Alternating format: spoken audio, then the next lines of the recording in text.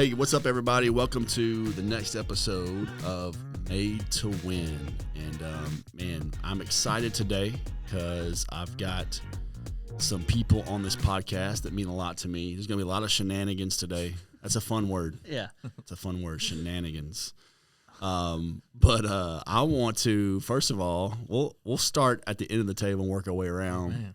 But Tyler, tell everybody who you are. Why are you here? Why am I here? Tell about the new song. Tell them about the new song. Yeah, cut the Spotify off and tell. First of all, before you tell us who you are, how does the first verse of Graves in the Gardens go?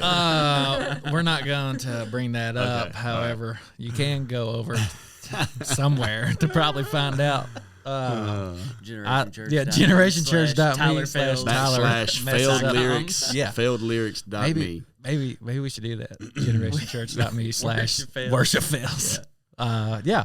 Who are you? What'd you ask me again? What's your name? Tell everybody who you are. Yeah. I'm Introduce Tyler yourself. Gilman, and man, I'm so honored to be here today. It's really cool. Currently serve as the youth pastor here at Generation Church, and man, I'm just pumped to be a part of the ride. So thanks for having me, man. Yeah, man. And then we got Mr. Preston Owens. I'm the creative arts director here at GC. I did my time in youth ministry as well, and He's out on probation. that's right. Yeah, they won't let me come back. So I got banned. I aged out. Oh, man. And I'm really honored today because you guys get to see 3 of the Petty team. And so these are the offspring right here. These are my offspring. So I'll let the oldest go first. You tell everybody who you are.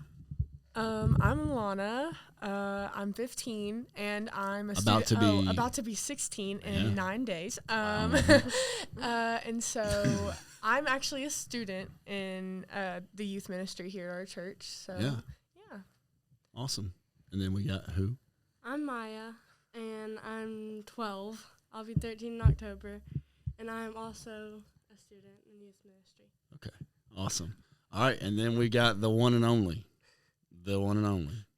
True Dog, Truett Petty. Tell everybody hi. Hi. Hey, you said that you had a joke you wanted to tell, so I'm going to give you an opportunity to tell a joke. Okay. What's a fish without no eye? What's a fish without no eye? Without no eye? I don't know, man. Tell me. It's a fish. You want to tell everybody what your favorite color is? My favorite color's red. Is there any other information you'd like to tell people about Truett? What are you playing right now? What do you like to play? Baseball. Who's our favorite team? The Red Sox. Come on, somebody. Yeah.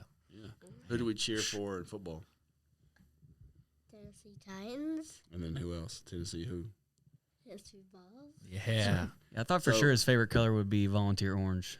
No, man. It's red, right? Yeah.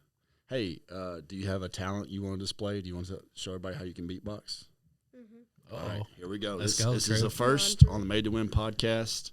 Here's Truett's next hit. It's called Push.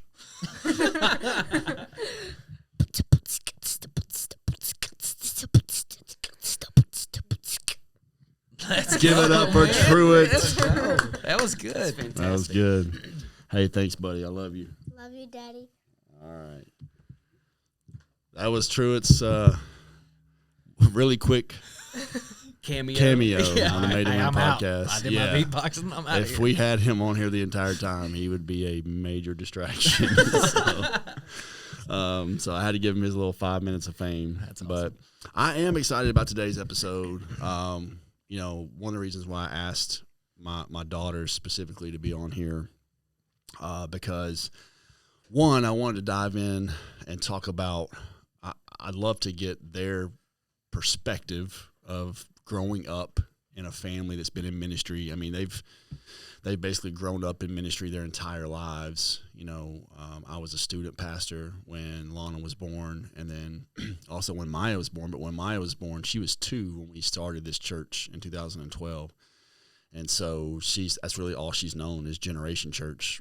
Launa can remember a little bit of student ministry days, but not much. She was actually going into kindergarten when we started the church. And then what most people don't know about Tyler is Tyler is also a PK, or what's known as a pastor's kid. Grew up, dad was a pastor, a little bit different. I mean, your dad played a lot of roles in churches. I mean, youth pastor, associate pastor, lead pastor, like been through it all pretty much. And then Preston's family's not necessarily, they weren't necessarily in ministry, but today we are talking about student ministry. We're talking about teenage ministry and all those kind of perspectives. I really want to dive into the aspect, especially families in ministry, because I think sometimes we get so focused on what we're doing, we don't realize. A lot of times I've seen so many people, because PKs get a bad rep, right? They're always like, oh, man, pastor's kid, huh? Like, I bet they're terrible, But I think that's Not only you guys. Yeah. Nobody ever says that about you two. But I think but I do think that I've seen the positive and the negative, right? Yeah. And I think what happens a lot of times is people drag their kids through ministry instead of like doing ministry alongside of them. And so we're going to dive into that. We're going to dive into your experiences, because now, like, you were a PK, but now you're a father of 3. Just had a brand new, not you, but your wife. Yeah, Lindsay. Yeah, don't give me the credit for that. Yeah. Chandler, LeBron James. Yeah, Chandler Matthew. Moore, LeBron James. Yeah. Chandler James Gilman. Chandler is James the newest Gilman. addition. What's your other 2? We got Abigail Rose Gilman. She is 4 years old. And we got Zeke, who is wild. He is, I guess, going on 18, 19 months old. I don't Zeke even just know. has one name. He's Zeke. Zeke. He's his own thing. Yeah.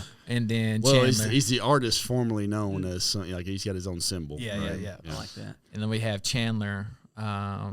He is how old now?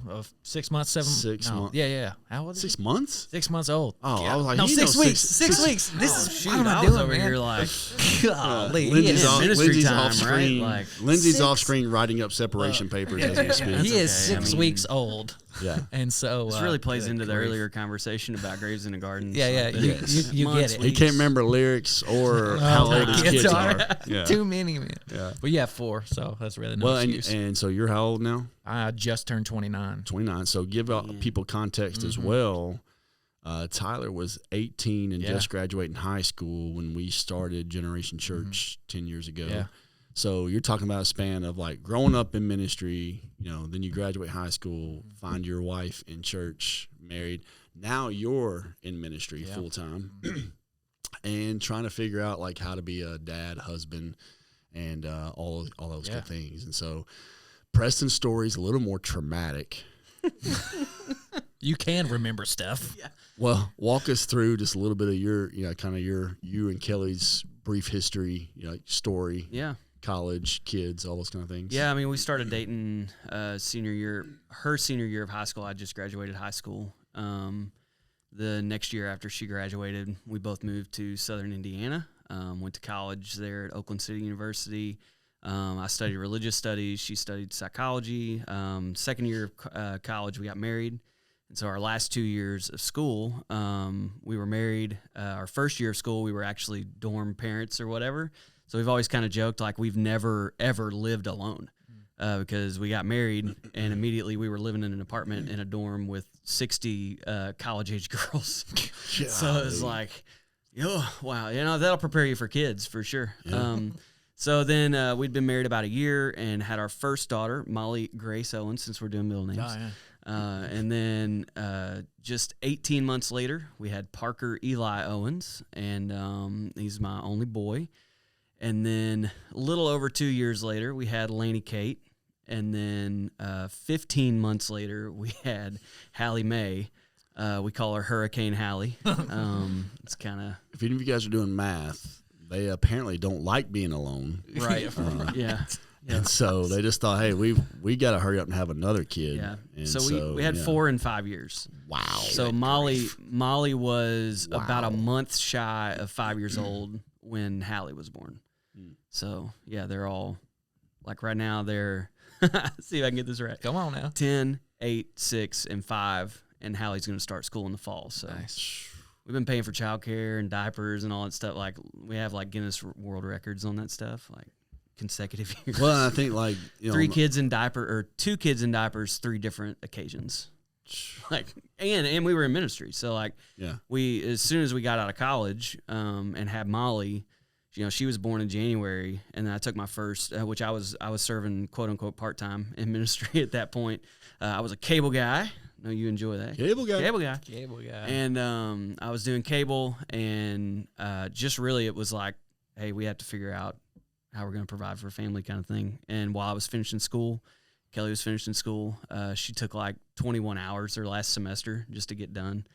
And then we had Molly in January, went into full-time ministry in May, doing student ministry and worship ministry at a church in Dexter, Missouri called Liberty Hill. And, we spent 6.5 years there and came on staff here in August of 2018 as the next gen coordinator at the time. So, wow. Pretty cool. Well, all of us have had some kind of experience. We're going to dive right in because I think today's topic is helpful in a lot of ways because, you know, when you're talking about trying to reach the next generation and you're also in ministry and you have kids that are a part of that next generation, I think it's just a vital conversation, especially for a lot of parents out there that are trying to figure out, like, hey, how do I disciple my kids? How do I lead my kids through different seasons of life, all those different things? And it's cool because I think all of us here at this table, we're all at different seats, perspectives, and seasons of dealing with those things. But I also wanted my girls to be able to speak candidly and transparently about their experiences, because I'm not naive to think that, Jess and I have been perfect in any of this stuff over the last 15 years of being a parent. Jess might have been. Jess might have been, yeah. Definitely not me. No, I'm teasing. Definitely not me, but we'll get into that. So we're going to talk about those kind of things. So I want to ask Tyler first. We're going to dive into our first kind of conversation, and that is, how growing up as a pastor's kid affected you, and then we'll let Launa and Mya speak into this as well. So tell us about like maybe some of the positives of how growing up as a pastor's kid, how that affected you or impacted you. I think first off, one of the positives that I think of is just the love for the local church. Both of my parents served.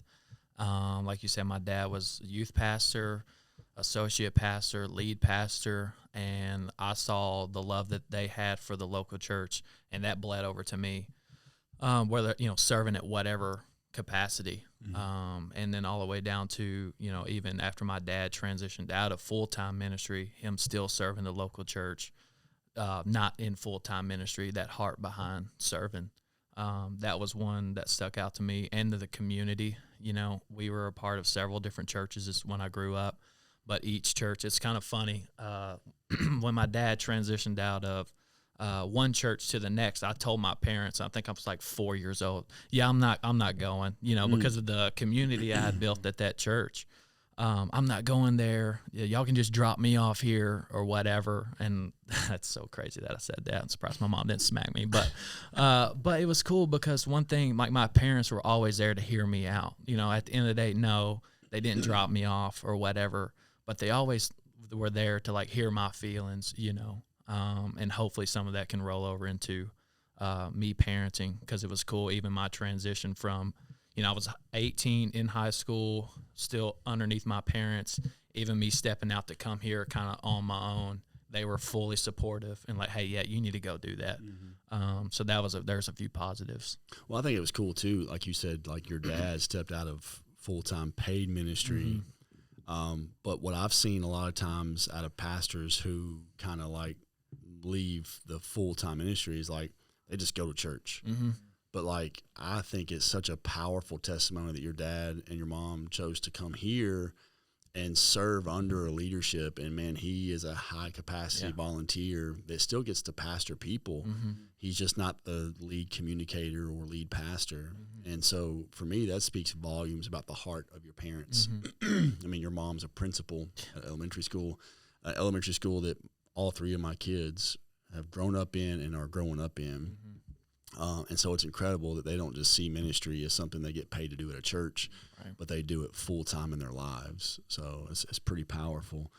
I want to hear from my girls for a moment. And Launa, if you want to go first, it doesn't matter. But just speak about, like, thinking back over the years, think about some positive impacts that us being in full-time ministry, how has that been positively impacted you? Positively. So there's a bunch of positives, obviously, but one that, like, I really, like, think about all the time is also kind of like what Tyler's saying, like the love that I've seen everybody have for, like, the community and the local church and stuff like that, but also, like, the miracles that I've been able to see, or, like, the behind the scenes stuff. Like, I know, like, we have advanced over the years. We've gotten bigger and we've had more people come, but, like, it's not even that like catches my eye. It's like, what have we done to, like, I think about, like, us having, like, 900 baptisms over, like, the past 10 years. Like, I find that awesome. And even at, like, the 10-year revival. There you go. 10-year revival.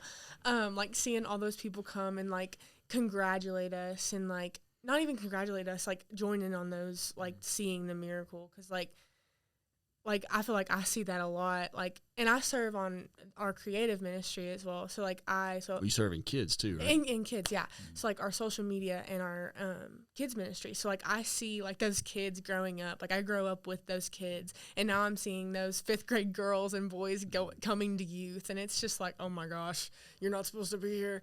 But, like, seeing them all grow up and, like, seeing me in them a little bit, because, like, when we started the church, as you said, I was in kindergarten. Like, I was a little kid. And so, like, growing up in G Kids and growing up serving, like, seeing those girls and boys start serving at their age of, like, they're in 4th grade, you know, like, just seeing all those miracles. And also, like, even adults stepping into that position with their kids, like, not even just the kids getting to experience that miracle, but the adults as well. I think about a family recently that at the same exact time, like, the dad was getting saved, and as well as his son, and they didn't even know it. And so, like, you see, like, families come together through that. So I guess it's, like, our saying, like, we want to resurrect family trees. Like, that's probably a positive that, like, comes from me, like, seeing the miracle, like, that God has fulfilled in our church. And just also seeing the love that we have for our community, and seeing how our community loves us, like, how people love us, you know, and then we love back through God's love and all that. So that's probably my positive. So for good. me. Maya, you want to jump in there? A positive that I have is, like, all the love, like, people have for us, like, all the love people have for us around us, like, they're surrounding us and they're loving on us. And everyone, like, all my friends, they love on me, and they know that I sometimes mess up, and they just still love me. And everyone around me, they're like, oh, it's not just because I'm a pastor kid, it's because of the love I show. I feel like just, like, the love I give everyone. That's so good. You know, and I think I actually heard this statement yesterday, and it's a reminder, like, the grace you give will always be the grace you receive, you know, and it's true, you know, and I think that's what we've tried to model for our kids. You know, I know we haven't been perfect over the years, and I think that's maybe the turn we want to take just a little bit, and maybe Tyler talk a little bit about maybe some of the negative impacts, or if there's any moments that, you know, you were like, and maybe even thinking, man, I would never want to do what my dad did and be in ministry, you know. Even though you find yourself in ministry today, you know, maybe you had a different idea of what you wanted to do, you know, as a teenager or whatever. Maybe just talk about some of those things. Yeah, in all transparency, like, I don't know if I ever had a time to where it's like, hey, I don't want to do that. But seeing and growing up and watching my parents being in full-time ministry, I really got to see, like, that behind the door, like, closed doors type of stuff. And, like, I remember us talking the other day about, like, I'm kind of grateful that my parents, you know, they never name dropped or anything, but, like, hey, when situations would happen, like, they would talk about that in front of me. And that kind of gave me a glimpse of, like, man, just because this person comes to church, or this person's this or that in whatever role, like, people, we're all still messed up and messy. Yeah. And that honestly gave me a different perspective on everybody. Like, just because they do this or say this, hey, they still have things inside that they deal with. So honestly, being able to, peek behind that curtain a little bit has honestly helped me a lot.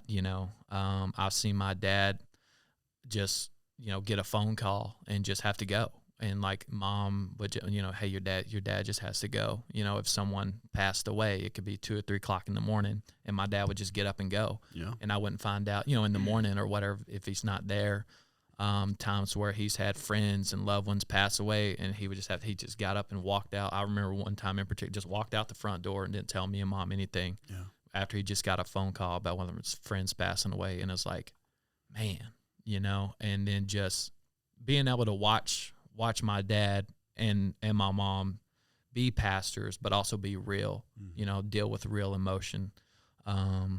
So yeah, I mean, I kind of had a lot. My dad was a preacher. My mom was a teacher. I was an only child growing up. So there's 3 curveball. Like, I should have been a hot mess and should not be sitting here right now. Yeah. And it's crazy just because my dad was a preacher. I played sports in high school, and like we did like some drills one time in football, and like one of the players, like, come on, preacher. Like, he was calling me preacher. And I was like, man, I'm not preacher. Like, I feel some of that weight of like, you have to act a certain way because you're a preacher's kid or your mom's this. And that's what I wanted to press in on and ask. Like, did you ever feel like a pressure to perform in public, in the public eye? Because, man, my dad's a pastor, so obviously, like, I've got to live up to some sort of standard of perfection because people are watching. Did you ever feel that weight? Maybe a little bit.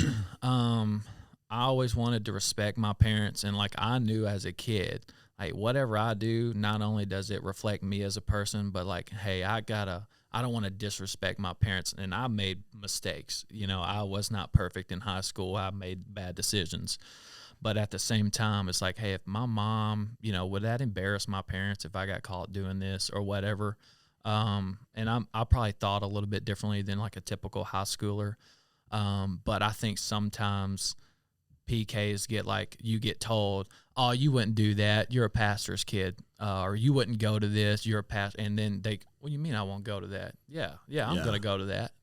Don't tell me what I'm not, just because of my dad or because of my mom. And I think that's where a lot of times they do get such a bad rep, because they get told that they are something, and they're like, no, I'm not, that's my dad. So they make other decisions or whatever. Your identity becomes what your parents do for a living, right? Instead of like who you are in Christ.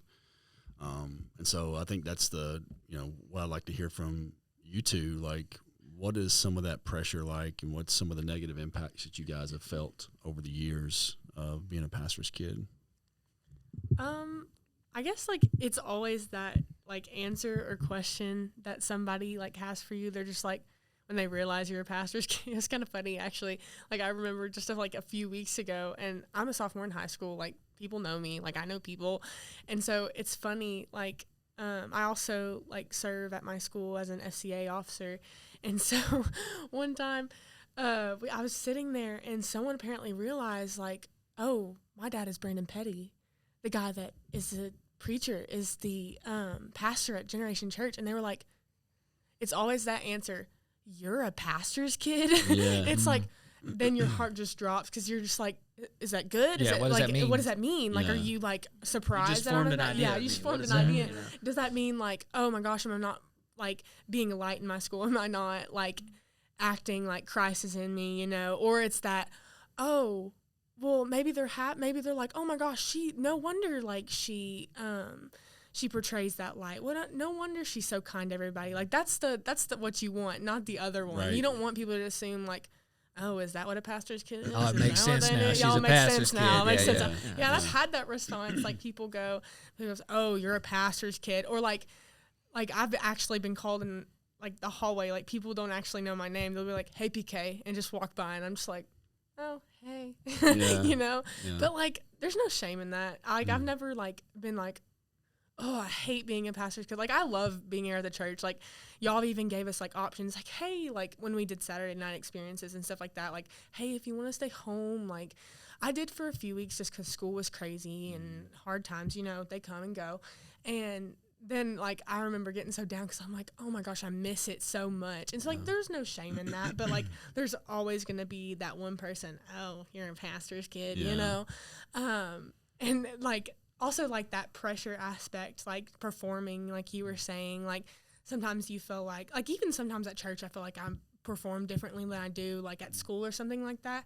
Mainly because like those people see me here, like they're just like, oh, you're serving, you're you come with your parents, you know, right. Like your dad's speaking on stage, you know, and there'll be that aspect of like, oh, we expect more out of you. Oh, we like, why didn't you say something in small groups at youth the other night? And then there's the other thing. They're like, oh my gosh, you literally led the group. You preached tonight. It's kind of like Tyler was saying when they were calling you preacher. Like I've had that. Like I've had them be like, oh, Launa, preach, you know, and I'm just like, I was just saying an idea, you know, it's just speaking what was in my heart. You know? they almost expect y'all to be me. Yeah. Right? That's kind of the sidebar to it is like, oh, well, if you're Brandon Petty's kid, you should be just like Brandon Petty. Yeah, and I remember in middle school, I'm very snippy. I'm very sarcastic. Like, I don't know who I get that from. My mom. But anyways. You're going to get grounded. Just know that is not in my notes. The prep stuff, yeah. Anyways. That's hilarious. It was in middle school. Nice knowing writing that down. Yeah. Mom, do you know what Launa said about you on the podcast? Yeah. But there was this one time in middle school, like, I'm very snippy, and so there was this guy that was getting on my nerves, and he was making fun of my friends, and so, like, I just said something that was very kind of mean, and he was like, aren't you a pastor's kid? You're supposed to be nice to everybody. And I was like, yay, okay, thanks. That kind of hit me in the heart. Like, am I not, like, representing, like, my family? Am I not representing, like, a godly image? And it wasn't that it was, like, oh, I cussed at him. Oh, yeah, you know. Like, I did something bad. It was just I made a snarky remark. Sure. And they're immediately putting that pressure. It's like, oh, you know, are you supposed to? Well, it's like, you know, your friends or teachers or, you know, as you get older, coworkers or whatever, like, you know, they have this idea of what they would, I guess, accept from it's other like people. But then you're, you know, the bar is so much lower in terms of, like, the severity of something. Like, you know, just a snarky comment. It's like, you know? when you go into a classroom or an area, it's like when they find out you're a PK or pastor's kid, whatever, they expect you to come with guidelines almost. And it's like, if you don't perform by those guidelines, it's like, oh, are you supposed to do that? You know, like, are you supposed to talk like that? Are you supposed to be like that? But I'd never try to take it to heart because, like, I love being a pastor's kid. Like, I would never take it back. I love, I know I say I hate it, but I love being an example in your sermons. I love when sermon illustrations. Well, I think I'm glad you said that because I think that was going to be another caveat to the conversation. Like, we were having our table talks one night. It's our family night that we have conversations. We ask how each other are. We pray for each other, those kind of things. And we had one of those moments, like, sometimes, like, I'm by no means like an influencer on social media or whatever, but I think sometimes I do discount the influence that we do have in this community. Like, I know, like, okay, people know Generation Church, people might know who I am, but, like, sometimes I don't realize that there's maybe a little bit more influence than I think. And so, excuse me, she comes home and she's like, you know, it's weird when teachers and people are like, hey, you know, your dad talked about you in the podcast, or your dad talked about you in sermon, blah, blah, blah. And it's almost like this overwhelming feeling, like, how many people are hearing my life story or hearing things about my life that I either didn't give permission for you guys to look into that, or, you know, feeling like all eyes are on me, you know, and and it's that moment, like, I guess I didn't realize what I was doing to them at times. So now it's not that I don't tell stories, but even as they've come into the auditorium, so like Mya, you know, she moved up last year from kids ministry. So it's like, which, you know, I still, like, most of my stories are now Truett because he's not in there yet. He's not in there yet to defend himself. But I am trying to be more conscious of at least having the conversation beforehand, like, hey, I might share this story. Is that cool? Because I think oftentimes I take for granted, like, oh, they enjoy being in my sermons. They enjoy being talked about. But it's a different weight when you're at school and dealing with the expectations of what people have for you. It's kind of like I was actually working on a sermon today, and I was talking about how, anytime you tell people what you do for a living, what do people automatically start doing? They ask you all the questions, pretend like you're like, hi, I'm a chiropractor. Hey, man, I've been having this pain right here. Like, what disc is that? If I was told if and it's the same way with like being a preacher or a preacher's kid. It's like the moment they find that out, like, oh, well, then you're supposed to be perfect. You're supposed to have the answers to all of life's questions. You're supposed to, and if you don't, then, oh, well, you're probably just a hypocrite or average PK, blah, blah, blah. And it's like you were saying earlier, Tyler, like we forget, like we are all still on a journey, messed up, broken, which is the point of the local church, is to do life in community and grow together and have spiritual formation for not only our sake, but for the sake of others. So, all right, Mya, your turn, girl. Tell me about how being in ministry, if there's some negative impacts or even some of the pressure that you felt as a middle schooler, growing up in ministry. Some things that Launa talked about, like the pressure, because if sometimes I'm at school or whatever, I'm like, oh, I did something wrong. Dad and Mom are going to be mad at me or whatever. And, when I tell them, I expect, a bad reaction, but it's not, But, I'm like, oh, no, they're going to be mad. And all my friends are looking at me. I feel like I'm going to be, embarrassed or whatever. I get that a lot. I'm like, oh, my gosh, what are people at church going to think if I do something wrong? Or what are they going to think if I do this? I always think about that. But at the same time, I love, being in church, and I love all my friends and at school. I love all that. It's just sometimes I feel the pressure on me, I don't want to do anything wrong. I don't know what to do. Yeah. Sometimes it's that. that constant thing in your mind. It's oh, should I be here right now? Should I be talking? Should I be engaging? Yeah. Because people are looking at you all around, so it's what should I do? When people find out, it's oh no, they're gonna think, oh, you're so perfect. Then when I do something wrong, it's oh, never mind. Right. Yeah. And I think the first thing I would tell both of you is to release that pressure to be perfect. And that's what we've always tried to tell you girls, but I think too much when you get into a room. So there's this healthy line, right?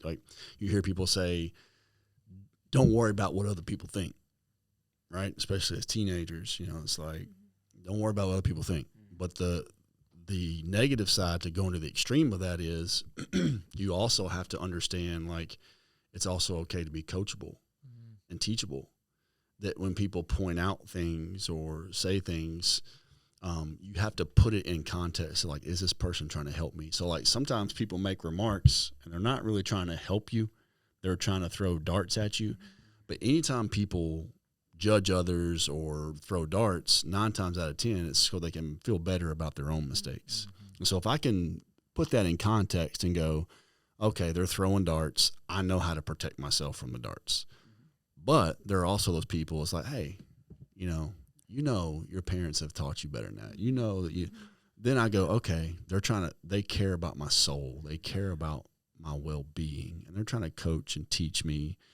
And so I think that's kind of that natural line that you have to be careful, because I do think we teach the next gen so often, it sounds like a really positive message. Quit focusing on what other people think about you. And that's a good thing until you take it to the extreme where it's I don't care what anybody says, and then you just kind of do your own thing. You don't take any kind of criticism, coaching, whatever.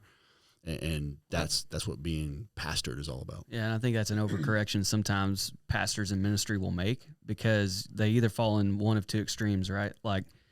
I'm just going to ignore this, or maybe I'm just so busy I don't ever see it, what's going on with my kids. Yeah. Or it's well, don't let them judge you just because you're a PK, whatever. But I think what's really cool, in what we've tried to cultivate even as a staff, is there's sort of this permission that we all give each other. It's not like we ever just have this conversation, but it's almost like we just operate this way of Pastor B, I know that if my kid is the one that needs some coaching, I almost expect, I want you to coach them in the moment, or Tyler or whoever, and vice versa. I think we all kind of share some of that weight, so that you're not trying to do it by yourself. And I think that's the church. That's how the church should operate. 100%. Do you girls feel like you are a part of this team and ministry, or do you feel like, you're just pastor's kids? I definitely feel like I'm a part of it, mainly because, like, I've set myself apart from things that I like.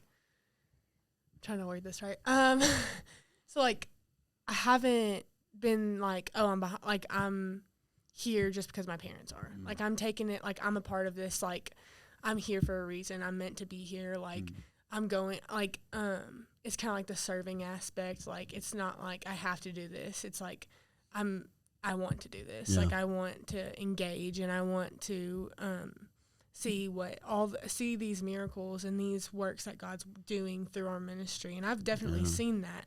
And so it doesn't just feel like, oh, I'm here because my parents are. It feels like I'm here because God led me here. Yeah. So, I think the same thing also, like, kind of like that. But also, like, when we're off on weekends, like, I'm like, oh, that feels good to be a break. But I'm also like, I miss church. I want to go back.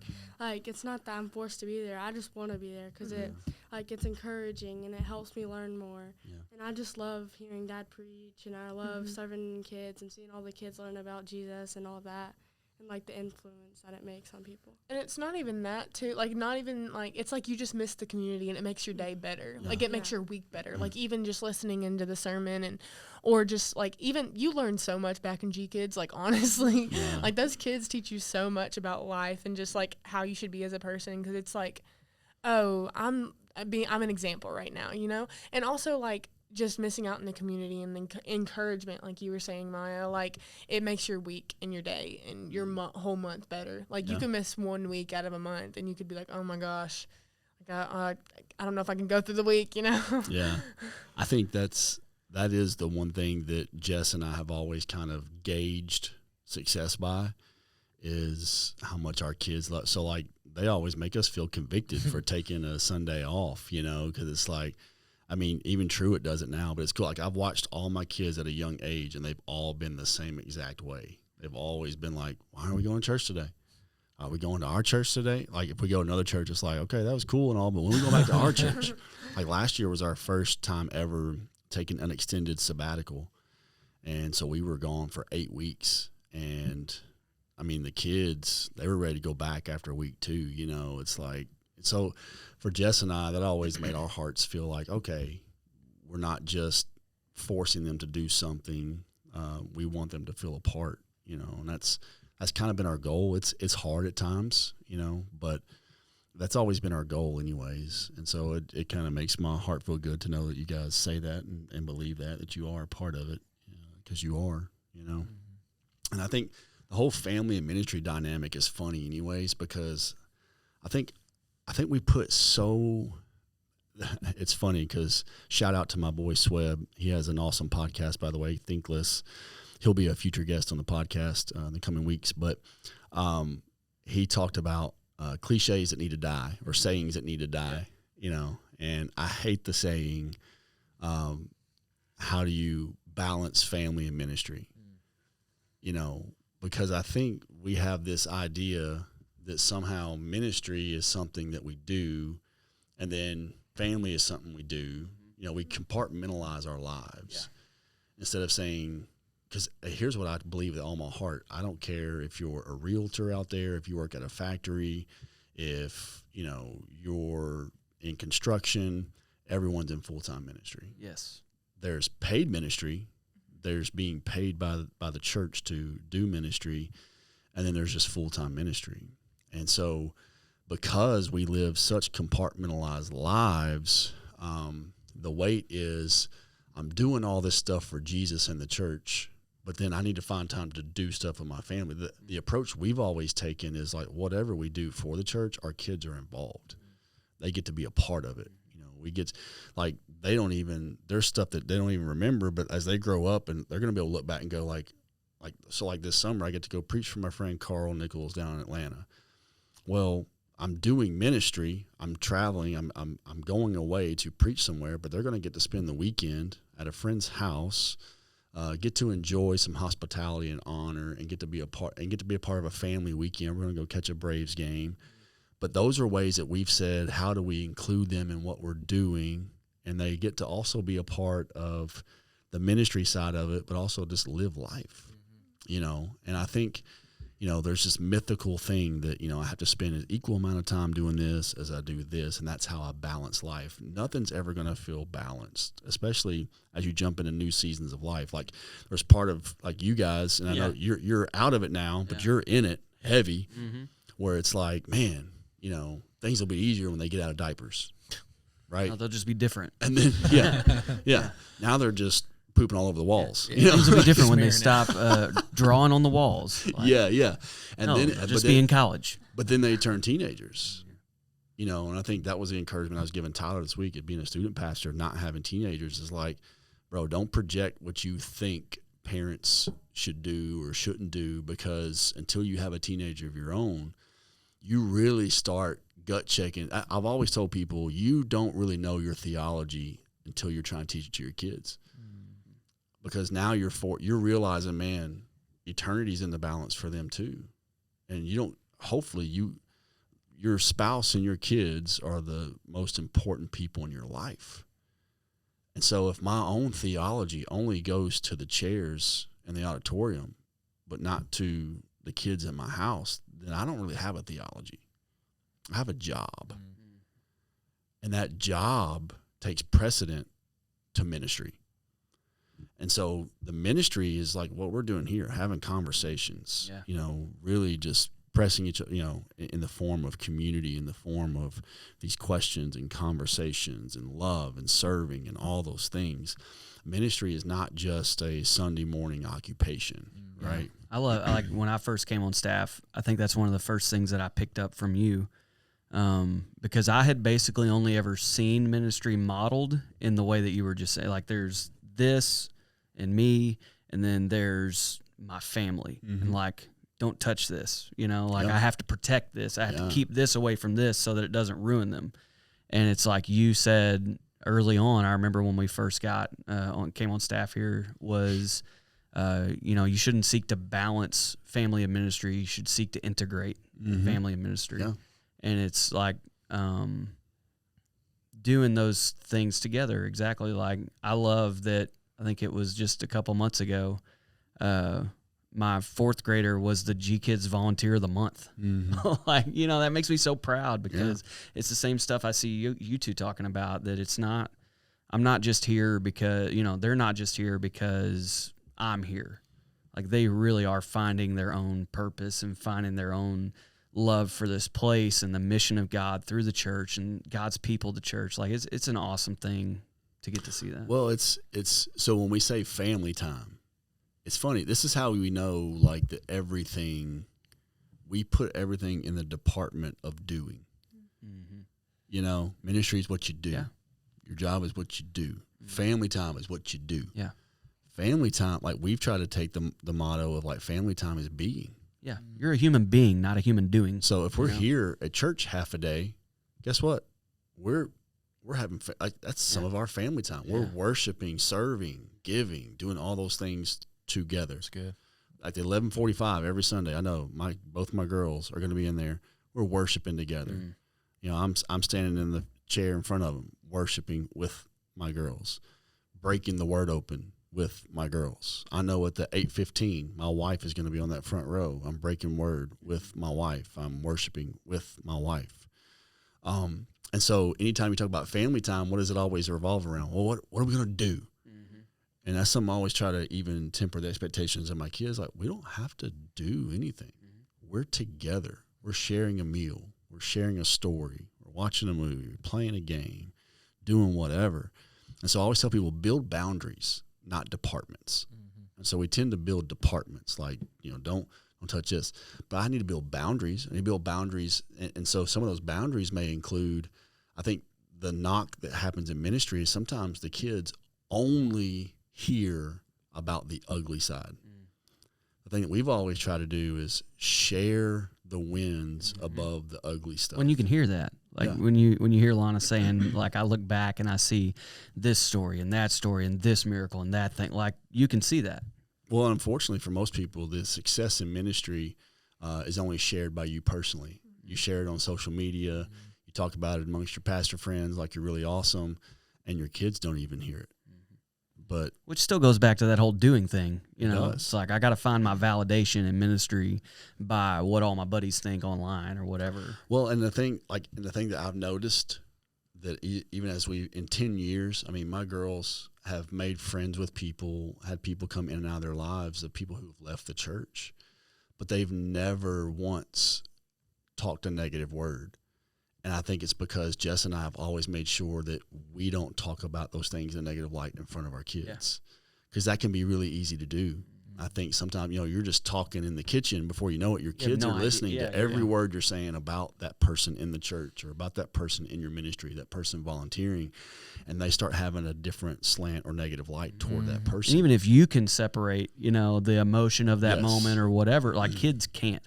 And so now they're taking that and processing it the best they can, and you can't fault them for that, They're kids. And then the next time they see that person, now all of a sudden they're already at a young age like growing this root of bitterness, right?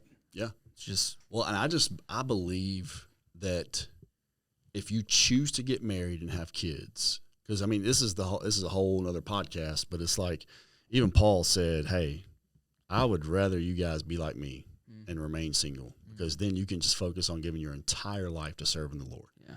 So, but choose to get married, that's cool.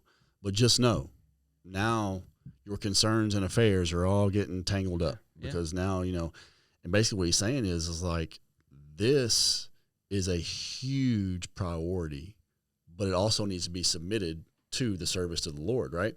So the problem is we even have these heroes that we worship over the years that when you look at their family life, they were terrible.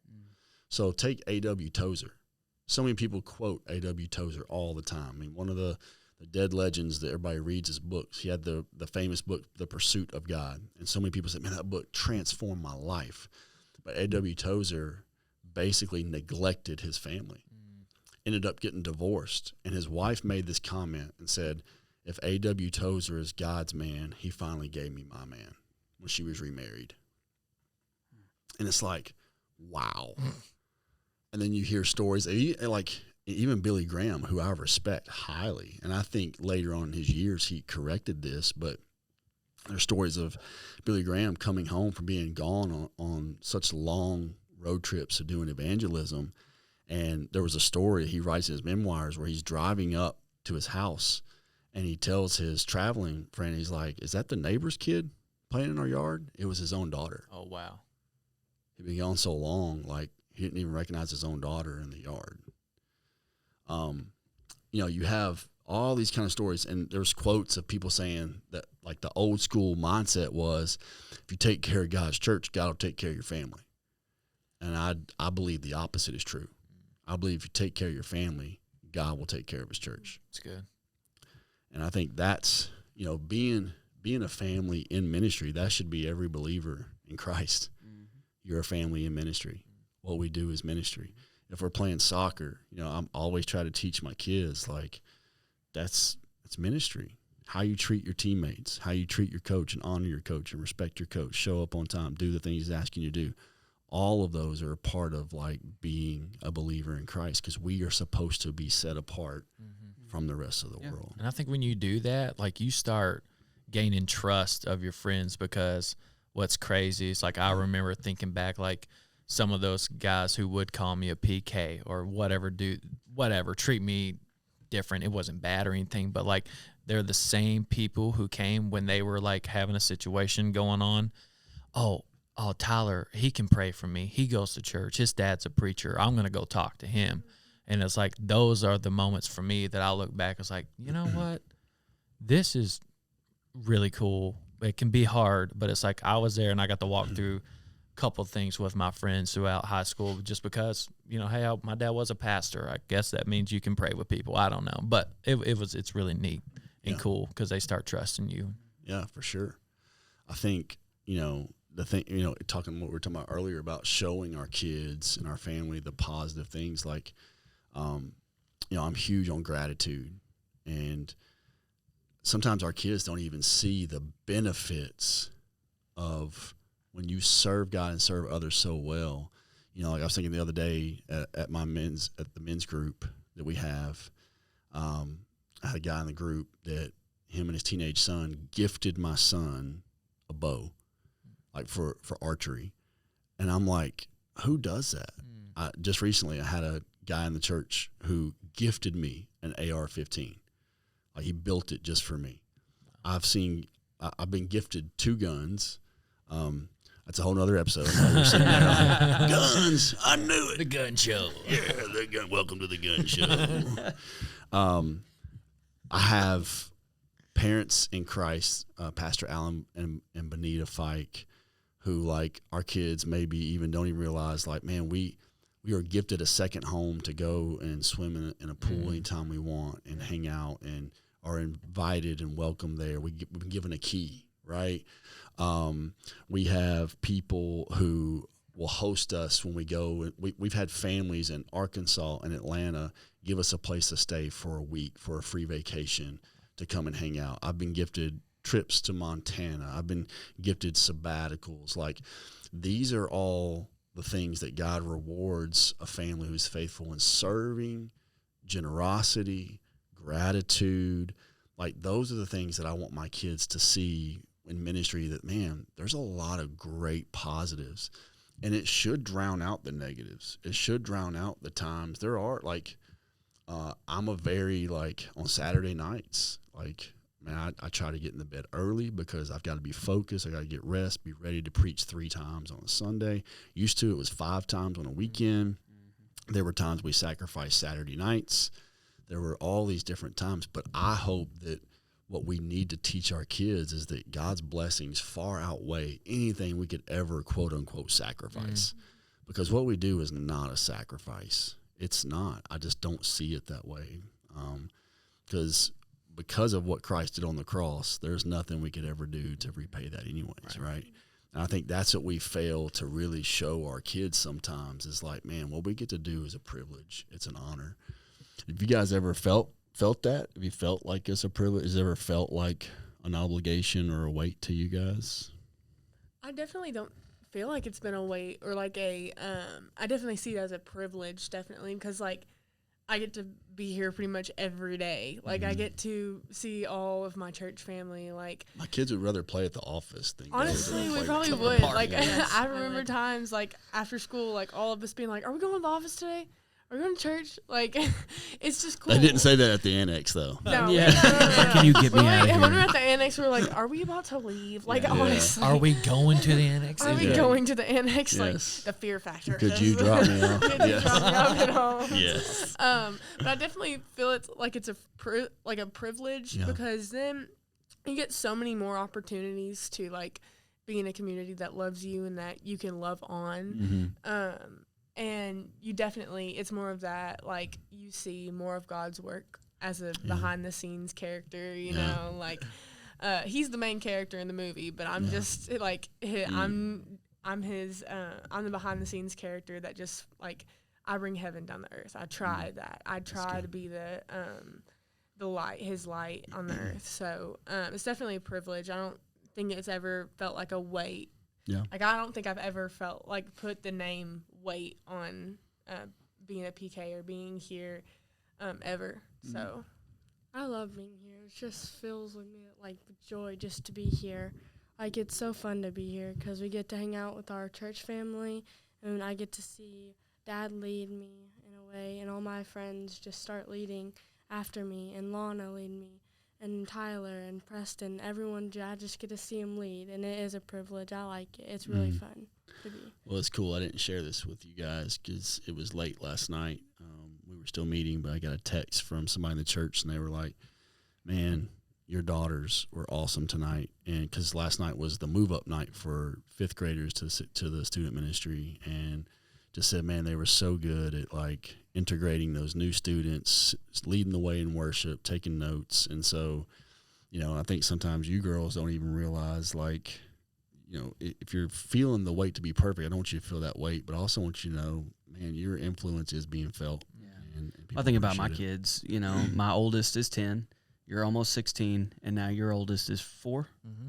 And so it's neat. Like, I know that even my oldest daughter has big sisters, like, who are walking what it's like to be in ministry as a ministry family. And like you two don't know, I don't think always like what that means, not even just to her, but like to me and Kelly, you know, to know that we have you guys even as an example. And again, not to put pressure, but like it's fun for me to watch. Yeah. Because I get to see moments where like I see Launa or Mya in Molly. And like now to watch like on a weekend or something when Abigail's around and like she loves Molly. Oh, Abongale. Abongale, yeah, that's how they called her. And so it's fun to see like even just as a team, like how we are a team and a staff family and all this stuff. Like because now like you guys have set a precedent like in part of birthing a church, like even that, like you guys were a part of that, like to pass that through our team. It's just really cool. Like it's a neat thing to watch. Well, and to piggyback off that, like the thing that I've always strived for in our leadership is our kids are not entitled to anything. You know, I've always taught other leaders like, hey, lead them like you would lead anybody else. And I feel like that has helped shape them. I don't feel like that they walk around with their chest puffed out like we're the pastor's kids. We deserve, you know, like, and that's because we have encouraged, and I think this is a huge topic when it comes to family ministry. You need other adults and people in their lives discipling them, speaking into them. I mean, your wife has been huge for Launa because Launa can tell you, I've even told her like, hey, if you feel uncomfortable talking to us about anything, if you can't come to us first, you go to Lindsey Gilman. I was like, you need to have somebody besides us that you can confess sin to, that you can bounce things off of, have the hard conversations. Because I think we get so surprised when we kind of shelter them and only put them in a very small percentage of community and encouragement and discipleship. And then when they go off to college, they are so all about themselves, individual performance, individual success. And then they can't find community. They can't. So what do? They run to sororities, fraternities, or other outlets because they don't know how to build community. And so hopefully what we're teaching them is not only how to submit to leadership, but build healthy community in their lives, to surround themselves with other people that can help disciple them, coach them, all those things. Because I think what I've learned, even reading the epistles, right, in the New Testament, I think church planting, and I can definitely say this, it's traumatic. It's a trauma. Like if you think about Paul writing to the Corinthian church, right now, he's addressing messiness. He's addressing traumatic events. I mean, go read 1 Corinthians. It's like, that's pretty traumatic, like some of the things he's addressing in the church. And so for me, it's almost like the perspective I have to always keep in check is like, man, I want to make sure that what we're doing doesn't leave a mark of trauma on our kids and on our family, but that we walk through the messy stuff with the perspective of God's redemption, grace, and what he wants to do in the future. Yeah. Because I see so many people who grew up in ministry, grew up in church, that they're traumatized. In fact, I would say probably 75 to 80% of the people that we have reached in this church in 10 years are people who have been traumatized by church. Yeah. Or a traumatic experience from church people or somehow whatever it may connected be. back Somehow. to that. Yeah. And so I think they believe that they're unique in that, or they believe that there is, that's how they view church or the world, right? Yeah. And not realizing that is the truth across the board, is that you live around people long enough, you're going to be traumatized by them. You're going to be affected by them. You're going to be offended by them. But our wholeness in Christ depends on us walking through those emotions in a healthy way and dealing with them through the lens of the cross, not our offense, right? So I think that's the stuff that I hope to leave with my kids, is that our church will never be perfect, and our church isn't the only church in our community. Our kids know that. But I hope that our goal as parents has always been that they grow up loving Jesus with all their hearts, loving people, loving the local church, because those are all things that God cares about and loves. Yeah. I think on that whole perspective thing, and then also being in youth ministry, like it just kind of clicked not too long ago. Like I think about times where hey, we take Launa and Mya home, and it's like me and Lindsay joke. Something's like, one day they're gonna take Abigail home one day, and they're gonna be, I hope, everybody's still around and everything, but it's deeper than that. I'm hoping, and it clicked. It's like, even when, say, you look out and you see the sixth graders and you see all these teenagers, it's like a lot of times we want instant results. I'm a 3 on the Enneagram. Preston can tell you a lot about, like, all right, hey, tonight we're going to do the thing tomorrow or whatever. I love having goals. I love achieving things, which isn't bad, but also at the same time, like, stuff takes time. There's stuff that we're pouring into. It's like, I'm not going to see instant fruit immediately, but hey, 5 years from now, or when they're off in college and they come back and they start telling stories, there's like, whatever. I remember sitting in the drive when we were having this conversation or whatever it is, and it's like, wow, okay, you were listening, and that whole leaving a legacy, what, we want instant change, but it's like, man, it'll down the road is when all that'll ministry of any flavor, but especially student ministry, is a marathon, not a sprint. Like it is. It takes long commitment. It takes, if you ever run a marathon or run a half. I know I don't look like I've ever run a half.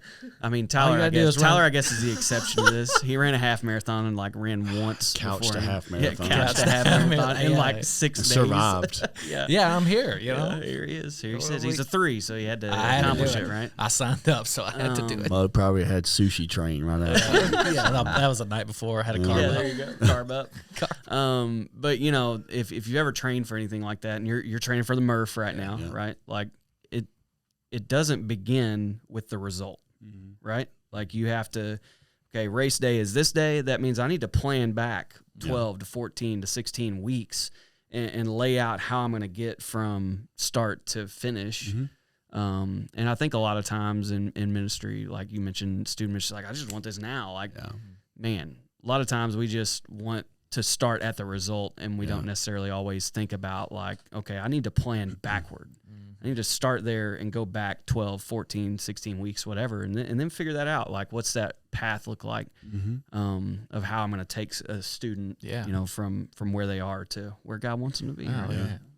No, that's so good. And I think that's a conversation we had the other day. Like, student ministry is 100% all about planting seeds. Oh, yeah. That youth ministry is one of the most amazing yet heartbreaking things you could ever frustrating, gut wrenching. Like, how many other words can you?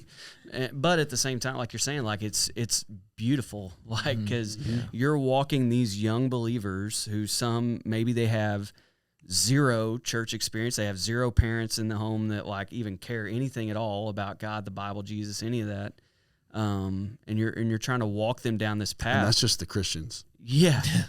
Right? I mean, seriously. 100%. They have an idea of what they think that means, but even this year, like I'm getting to do another wedding of a student that I had, 4 or 5 years ago. I'm getting. I had a kid text me. I call him a kid. He's still a kid to me. He's 22, whatever. But I had a guy text me that he just graduated college, and he wanted to know if Kelly and I happened to be in town. Because he was kind of going to be back around home or whatever, and he just wanted to see us. Yeah. Like a year after we moved over here, one of the students that had graduated. Like, it's just cool to make those long connections. Yeah. And even if you go distance, like you're separate ways or whatever, because that's the thing with student ministry, right? Like, or parenting, it's the same deal. Like you're raising them to send them off. Like, even if that's for a short period of time, maybe it's a long period of time, maybe it's the rest of their life. You're never going to live in the same zip code. But like, all the work you're doing is to build a connection so that as they go off, they know they're not by themselves. Yep. And even if they face, troubles and maybe they make some bad decisions or whatever, like, you are still there. Like, you're a constant. They can always find you. Well, I mean, I think now we've got, that I know of, 4 to 5 couples in our church that I was their youth pastor. And I've gotten to do the weddings. I've gotten to baptize their kids. Man. Yeah, I mean, for all the stories, for every story that you're like, man, what did I do wrong? What could I have done differently? there's those stories that we have to hang on to. And I talk about this a lot, because when we moved here, there was a lot of things that needed to go right, and God lined all those things up, and then as we were going through it, He allowed us to kind of see Him putting everything right. And I think it's because He knew we needed that, we needed that faith that we could see, not just the faith that we didn't yet see. But that is what faith is, right? Is like belief in what you can't yet see. And how many of those things does God let us see right now? And it's amazing. And we get to celebrate the stories, and we get to see all like firsthand. We get to watch what God is doing in front of us. But if that's true, well, then how many of those stories are we never going to actually see with our own eyes? Right. Like, how many lives are we actually touching, affecting, pointing to Jesus that like we're never going to know until we're on the other side of this life? Yeah, for and sure. then we're walking around in heaven, and it's like, hey, man, you remember that thing? It's like, no, I didn't even I thought you were like in the corner picking your nose. Like, I had no idea you were paying attention at all, but like here we are. So I always try to find, like, especially in student ministry, whatever, like I try to find rest in that. Like, there's stuff that God's doing, and that's anywhere in ministry, that's anywhere in life. Like, there's stuff that God is doing that you don't see. Yeah. And you're not going to see probably this side of heaven. Let's dive into student ministry and kind of the state of student ministry. So much has changed since the 90s especially, but, I was talking to Tyler the other day, like, student ministry as we know it didn't even exist before the 70s. Yeah. That's when kind of this movement started. And so it's changed so much over the years. And, I have two daughters that are in our student ministry right now. And I know Launa's even experiencing, like right now, she's at that cusp or that age where many, once they get their driver's license, like it's like they start disconnecting from the idea of student ministry. And so I'd love to hear from you two on, like, what is your perspective, experience of student ministry, and why do you two think that maybe some students not only leave student, but I mean, and I'm not saying that every student that leaves the student ministry is leaving their faith, leaving the church, but the reality is once they graduate, many of them are walking away from the local church. And so I'd love to kind of get y'all's insight on what y'all are experiencing.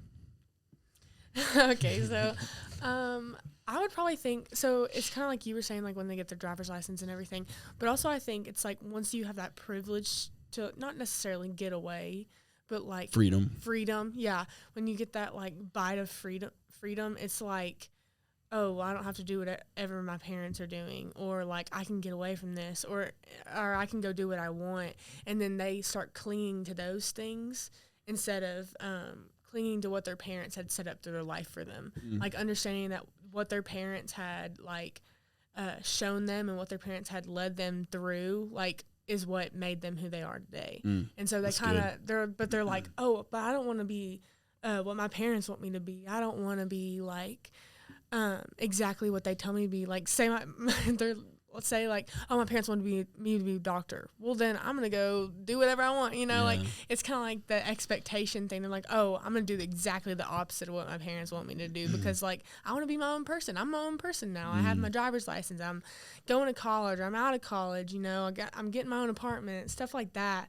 Like, it's like you get that bite of freedom and it's like, oh, how much farther can I go? And it's like, oh, I want to create a life for myself instead of what my parents have created for me. Instead of realizing, oh, what my parents had created for me is setting me up for a life that I can create for myself. That's so good. And so, go ahead and preach, Launa. yeah. And so, I just kind of think of that aspect. Like, I always try to be gracious when I find people in my life like that want to. Or aren't necessarily like wanting to stay where they are, which is not terrible. Like staying in the same place is not a terrible thing. Like, but you don't want to be in the same mentality as you were as an elementary schooler or a middle schooler, or maybe even a freshman in high school or a high schooler. Like, you always want to be growing in the aspect of like, what does God want me to learn? What do I need to learn? And I'm definitely learning that right now. Like, do I want to have the same mindset, or do I want to still have the same knowledge that I had when I was a middle schooler? Like right now, like which is funny. Like, I'm not even learning. Like, it's not like obviously people have planted seeds in my life like that are older than me, but like I'm learning from Mya. Like seeing Mya, like me too. For real. She teaches me a lot. She teaches, yeah. No, so like we joke that Mya is our Holy Spirit at the house. Yeah, so, like it freaks me out sometimes because I'm like, one, she's almost taller than me, and like two, she's smarter than me, and so like I see her like go through the New Testament, and you're already in First. She's going through the Bible, and she's in First Chronicles. Right? Chronicles. Yeah. Oh my gosh, no, I can't. So like. Yeah.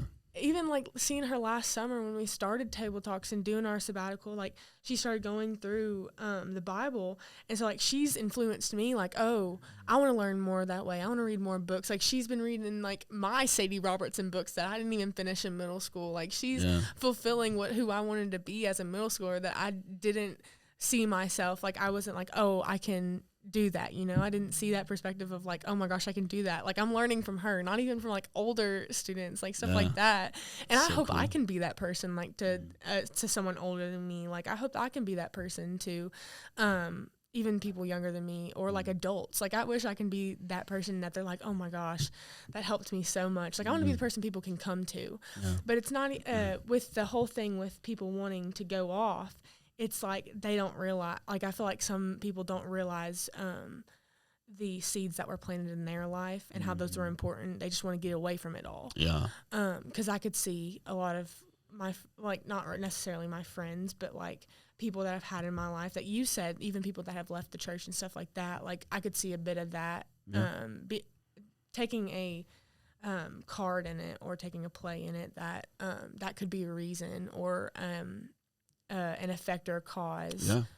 Well, I love what you said. I want to repeat it in a different format, but it's like this. You need to keep the same soil, but sometimes you need fresh water. Yeah. Yeah. And I think that is our human response, right? If things are tough or things are different, what I need is new scenery. But uproot myself. Most people do not stay rooted long enough to grow strong. And I think that's what we want to try to communicate to these students is we're not trying to, because I think there has to be a shift. Like I think the shift that I hope happens in you in the next year is student ministry is not even about me as much as it is about helping the next generation behind me. And like I think that's where we run into an entitled generation where it's about, it's not fun for me anymore. They're not doing the things that I want them to do. It's almost like a manipulation phase instead of going, what am I investing in this? What am I giving back to this? That doesn't sound anything like their parents or anything either. No. Well, no, you know, and so I mean, it's that whole mindset of like church is a place where I come and consume something, and I enjoy the services that they provide for me, and then I get in my car and we argue on the way home about where we're going to eat. You know, like it's and unfortunately, parents. I'm speaking from a parent. Like I do not expect Tyler to disciple my kids. Yes. I expect Tyler to be a part of their discipleship process, but I'm not going, man, I don't have to have any conversations or anything like that. I can send them to youth group every Wednesday night and they're going to come out Jesus loving, passionate worshipers. I don't even count that toward their formation as a whole. Well, and you think about like several years ago now, there was sort of a movement like 1 in 168, right? So like the idea behind that was as a youth ministry or a kids ministry, some kind of next gen ministry, you at best may get an hour of the 168 hours in a week to affect a kid's life, right? And so the thought behind that is like, what good? I mean, you can do some good in that hour, but it's not the most good, right? Like the most good is how can we instill these values in parents and in homes that they're spending the bulk of their time, or, you know, I've always loved the idea of like student ministry partnering alongside teachers, because who are the three, you know, who's the main influences in these kids' lives, which also now goes to like, well, where does this thing go from here? Well, if teachers and family are like massive amounts of hours that kids are spending with, and those are the influences, well, at this point, even if they're physically with parents and teachers in those hours, most of them are distracted by what? the internet, right? Yeah. And so now it's like if they're spending 100 hours a week online, well, how much more should our ministry to teenagers and students kind of focus to like shine a light in that dark place, right? Because there's obvious like warning signs around, the internet, social media, all this kind of stuff. But like, we can't just write that off and be like, well, they should just come do our thing, right? Yeah. Like we have to go to where they're at. So here's the results, right? So we have, you have an hour on a Wednesday night, right? And then they're spending most of the days at school. And then they're spending, if they play sports or extracurriculum, they're spending who knows amount of hours doing those things. So think about that in the spiritual formation aspect, where what are the keys to victory? Behavior modification, because I got to behave at school. Achievement, because I've got to get all the answers to the test right. Did I say that right? Yeah, answers to the test right. Then it's performance, because sports tells you like, hey, if you're going to go somewhere, if you're going to have a chance to go to college, you're going to have a chance to get a scholarship, perform. If you're the best on the team, you get to make all-stars. Perform. Devote a lot of time to that. Now we are forming in them, the majority of their time is spent with those being their values. Yeah. And so then we're shocked when they're 18 and all they care about is going to spend time with their friends, going to college, and then church isn't even a priority, faith isn't a priority, because they now believe my number one goal is personal success and achievement. It is to somehow gain worth and value based off of what I can do and how much success I have.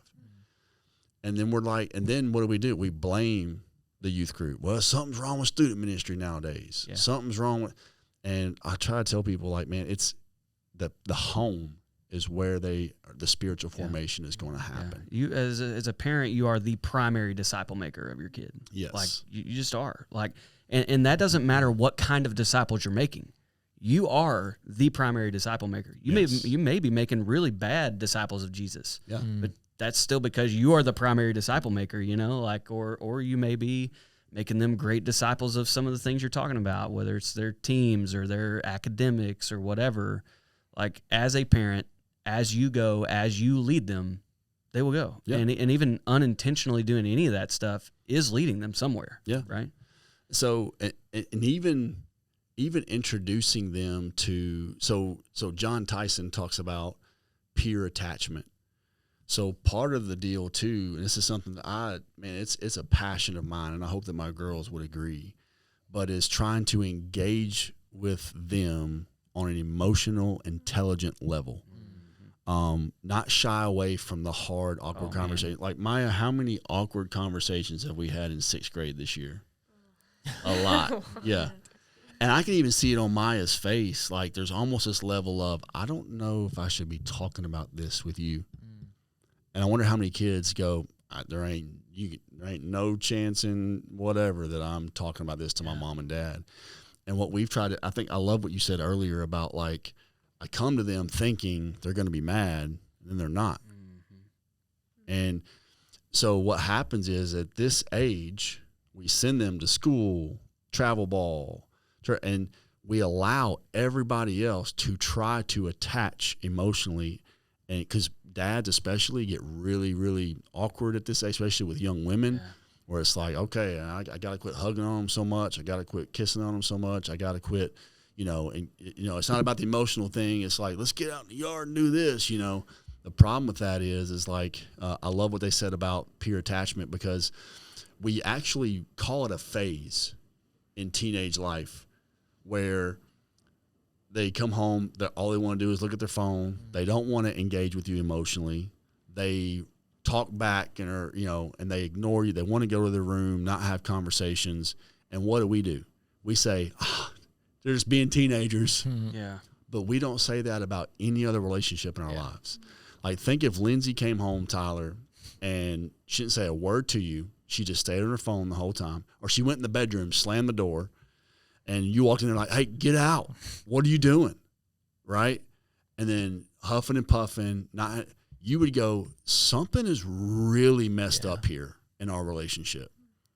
So why do we look at it as normal with our kids? So good. Because we're scared of it. Yeah. We're terrified of it. And I think when you enter into that and you tell your kids like, hey, I know that I don't fully understand everything you're going through. Yeah. Like, and that's anybody. Like that level of honesty to admit, I didn't grow up in a school that you're in.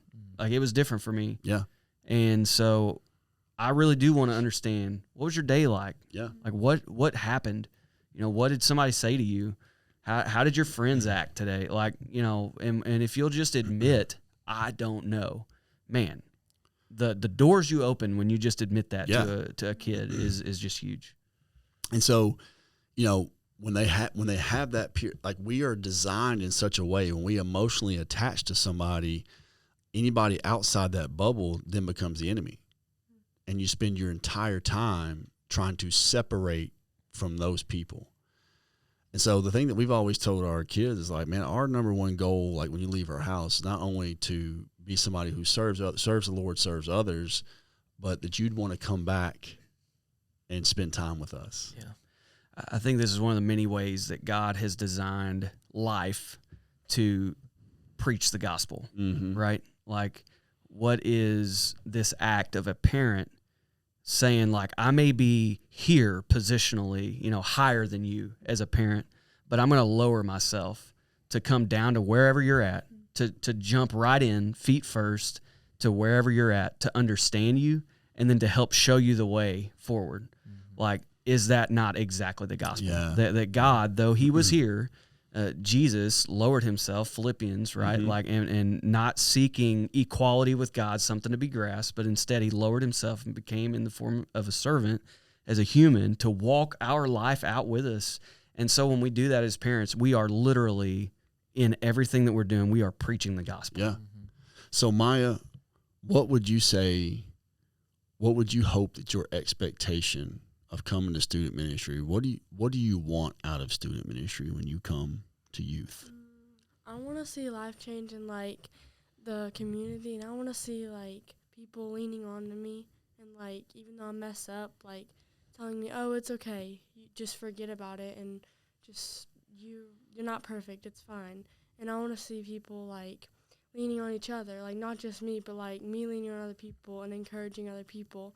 Because I don't know what they're going through, but I can say, oh, they're going through something. I know it's hard because I've been there. I know that they're going through something, so I need to lean on them and not just be like, oh, they've made a mistake, so I don't want to talk to them or whatever. I want to lean into them and know, like, hey, are you okay? What's going on? And, like, in youth ministry, I don't want to just push people away because, oh, you have bad parents or your life at home, I want to lean into them and know what's going on and, like, ask them if they're okay. So this is a 6th grader, 12-year-old, and what I'm hearing is I want a community of grace and truth. Yes, that's exactly what I thought as you were. So now I want to hear from a sophomore, a soon-to-be 16-year-old, what's your idea? Like, what do you want to receive from student ministry? Does that make sense? Like, what do you think when you come to student ministry, like, what's an expectation that you hope to get from it? The expectation is probably, like, I would say, I always feel like I always want to get something out of it. Like, I hate as a sophomore feeling like, oh, I'm going through my day just not learning anything, which is, it's also the end of the year. Like, it's almost, or it's summertime, like, you're at school and the teachers are like, oh, we're all ready to get out. You're not learning anything. And I know if I come to youth or if I come to church, I'm always going to get something out of it. And that's the expectation that, like, I guess I set for when I come. It's like, okay, this is a time to have fun. This is a time to lean on other people, like Mya was saying, like, have a community of grace and truth. It's also, like, how am I building myself to become a better woman of God or a better man of God for the boys at our youth group? Like, how am I going to better myself through this time? Not just goof off, but the expectation, like, I set for, like, youth ministry and stuff like that, and I set for myself is, like, how can I grow? How can we grow? Not just in population or numbers increasing, but how can we grow in, like, more, learning more, like, leaning into God's word, and how can we grow into, like, talking about that? Yeah. Like, one of my favorite things is small groups. I love having small groups because I can display, like, what I think about the message or like what I got from the message, but also I hear like what other girls get from the message. Yeah. And that's really influencing. It's like that planting a seed part of ministry, like getting to see those seeds, like my small group leaders. Like I've had Lindsay be my small group leader, and I think that's why like I'm so like close to her, is because like I've heard her story, and I've heard she's leaned in on my story, and she understands, like she's made time for me. And so like hearing that from her and not just other students, like, is amazing. Like getting something out of it every single time is like what I look for, you know. And even in worship, like I like worshiping is like one of my favorite things to do, especially at youth and especially at church. Just like that's my favorite thing that day. Like it makes my day better because I know I can be in, like, even with in a crowd full of people, like I can still be in solitude with myself and with God. Like I remember your message last week. One of the challenges was to be in solitude, and it wasn't just like solitude. It wasn't just like, oh yeah, go in a room by yourself and just sit there. No noise or anything. It was solitude is a time to be by yourself, but not alone. It's with God. You're going to be alone with God, you know? And so taking that time out of your day is like, it's just instrumental in your life. And worshiping to me is that time for me. And worshiping doesn't always mean like that's got to be at church or at youth. It can be at home too, which I love I love making time for myself when I do that. And so I guess when my expectation for like youth ministry and student ministry is that I always look for opportunities to reach out to others and get something out of it, and not just like, oh, that was a great message. Okay, I'm going to go home and not apply it to my life. Like applying it to your life is very important. And it's pretty much my So it's cool. We've been talking about like what are the 3 living systems as a staff, leadership, and even as a church that lead towards spiritual formation.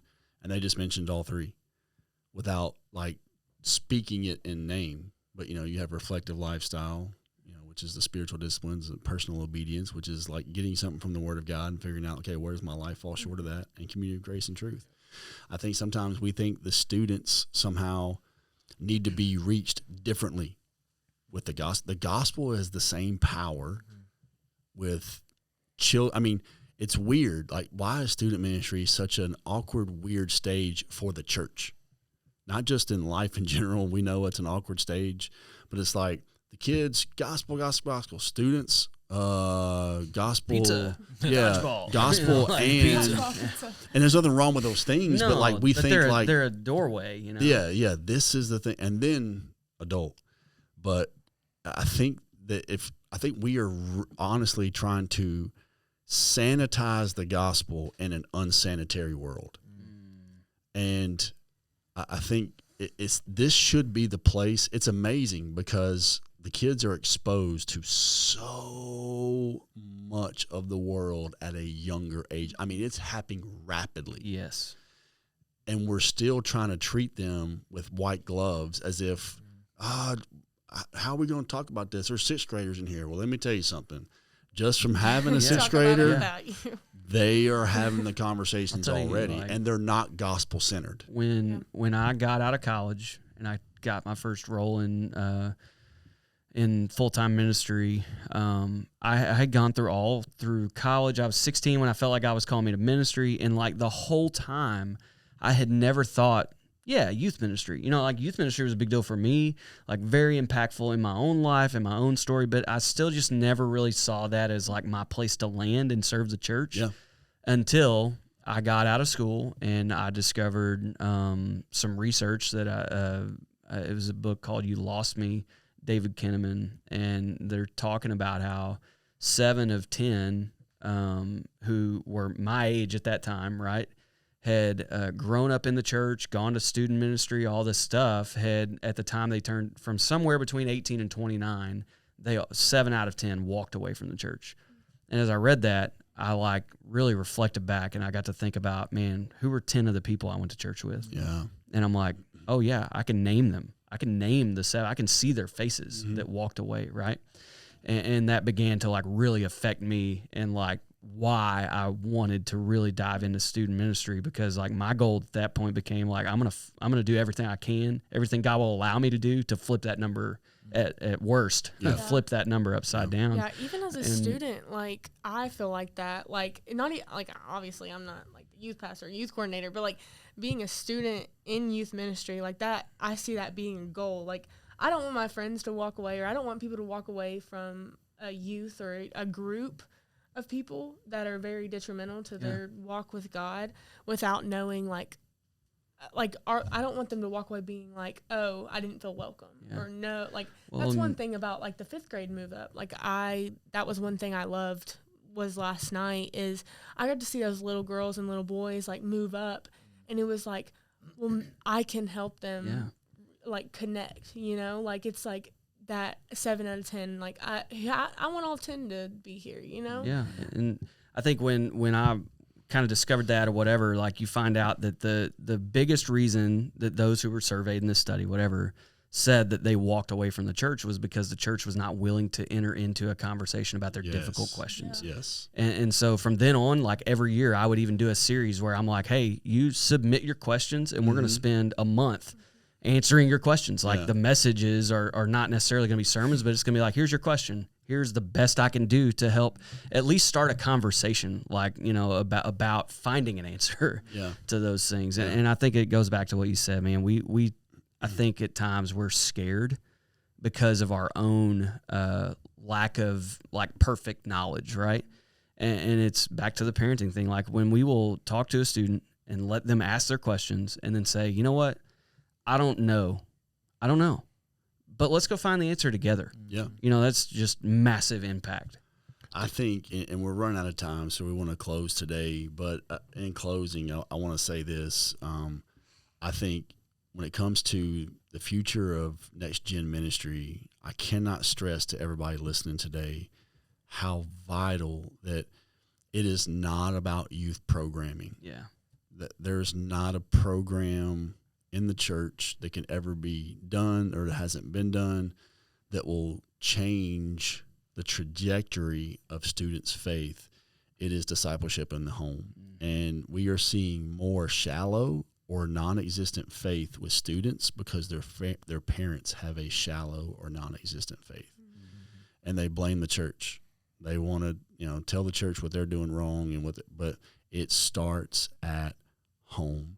I think we need better discipleship to Jesus and teaching our kids how to have those environments of grace, community of grace and truth, a place to come and have the difficult conversations and a place to come and be them and be treated as a part of the church, not as a sideshow of waiting until you're an adult before we actually have any kind of real conversations. So I always like to end the episodes with keys to victory. I think the first key to victory is, especially if you're a family who is in ministry, which is anybody who's a believer and head to the local church serving and giving, celebrate the success, give God the stress. In other words, like all the negative things that we experience in the church world, give that to God, process it through in a healthy biblical way, but share all the great godly success and wins that God is doing in and around you and through the church and what God is doing with your kids. Yeah. I think we focus way too much on what's happening to us instead of what God's doing in us. The second key to victory, I'd say, would be focus on parent ministry. I cannot stress enough, and student ministry is something we're trying to continue to work with Tyler. The thing I told Tyler is I don't come every single Wednesday, but I preach once or twice a year, and I come throughout the year at special events to show my kids this is a value of mine. And so therefore it should be a value of yours. I don't have to be there every single week, but it is still a priority. I want to know what's going on in the student ministry. I want to support it. I want to be there to resource it, and not just criticize it all the time. And I hope that challenges every parent that's listening, because we had a parent meeting last night even. It was like, if you stop caring or you come across as you don't care, like and you're having car rides or your student shows up after youth and you don't ask them, it's like they are going to start checking out. And it's why? Because you have checked out. It's not a priority to them. And it's like and that's one thing we were trying to encourage parents, last night. He's like, stay involved. You know, we even handed out volunteer or servant leader handbooks. It's like one way, and we shared a story with Jonathan Barry and JT. It's like, he's like, dude, I show up, I drop him off, I go home, I just sit on the couch for an hour, and I come back and get him. He's like, but why not just serve? I was like, dude, let's go. And so we challenge every parent. It's like, get involved, because when they see you serving and leading the way, they're going to be like, man, my dad, especially fathers, man, my dad, I want to be like my dad one day. And that's what we need, more men who are highly engaged. We had, some of our best small group leaders were men who truly cared about these young guys. And I would say, man, like, everybody always has more expectations for other people than they do themselves. And the thing that I would tell any parent of a student out there is never have higher expectations from the organization and from your kid that you don't have more for yourself. Yeah. To say, hey, I'm going to be your number one supporter. Because guess what? We got 6 years. If they come from 6th grade to 12th grade, we got 6 years with them. If you can't say, I will prioritize one night a week for 6 years for the betterment of my kids' faith, and give them an environment. Oh, yeah. Then you do it for a lot of other reasons. Dude, we'll stay on the ball field for 3 or 4 nights out of the week, practices, and we neglect their faith. You know, it's like, how upside down thinking is that? So we got one more key to victory. Anybody want to throw in an extra key to victory? Girls, anybody? What would you highly encourage people out there today? Say, be patient, get tough, don't quit. There you go. There we go. Hey, man, it's been fun today. Girls, I love y'all. Love you. It's been awesome. Thank y'all for saying yes. I know this is not the most comfortable thing for Mya to do, but I'm proud of you for stepping out of your comfort zone and talking today. Very proud of you. I think y'all are both beautiful young women who are going to do amazing things, not because you're pastor's kids or because you're perfect, but because God loves you and he has a plan for your life. So don't forget, check us out, www.madetowinpodcast.com. Follow me on social media at bpettygc on Instagram, and then Brandon Petty on Facebook. You can check us out on Spotify and on YouTube. If you want to watch this conversation, you can watch it on YouTube. If you're just listening to your headphones, we're on Spotify and iTunes podcast. So just a reminder today that we were made to win, but winning starts within.